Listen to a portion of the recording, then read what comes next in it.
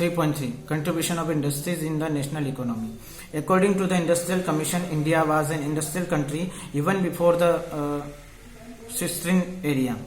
The muslin, silk, cloth, ornaments, etc. The produce in the India were exported to other countries, but the traditional cottage industries of India got a setback due to the other countries. But the traditional cottage industries in India got a setback to the industrial revolution that took place in Europe in the mid 18th century.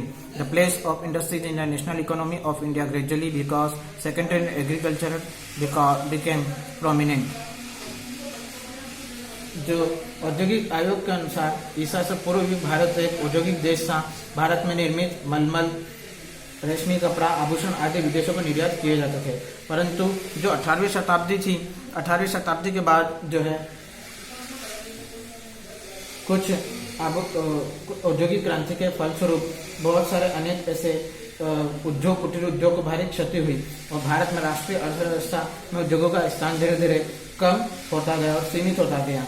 और भारतीय अर्थव्यवस्था इसीलिए कृषि प्रधान हो गई, यानी कि यहाँ पर कृषि से आधारित अधिक उद्योग चलने लग गए।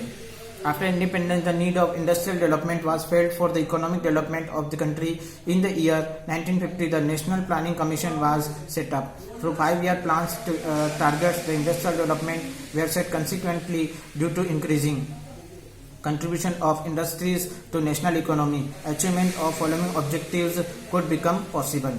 Increase in the production due to industrializations, per capita income increases and consequently the standard of living improves. Increase in employment opportunities and the human resource strength. उद्योगों से उत्पादन में वृद्धि होती है, साथ ही साथ प्रति व्यक्ति की आय में भी वृद्धि होती है और जीवन स्तर में भी उन्नत होता है।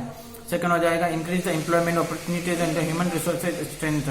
जो रोजगार के साधनों में भी वृद्धि होती है, साथ ही साथ मानव संसाधन पुष्ट होते हैं। Rise in the national income and capital formation, जो राष्ट्रीय आय में भी बढ़ोतरी होती है, साथ ही साथ पूंजी को भी बढ़ाती है। Fourth number, due to increase the contribution of industries other constitutions units of the economy, wage, agriculture, mineral, transportation etcetera are also progressive. और इन्हीं उद्योग धंधों के बढ़ने के कारण साथ ही साथ अर्थव्यवस्था के अनेक जो खंड है, जैसे कृषि, खनिज, परिवहन आदि में भी प्रगति होती रहती है।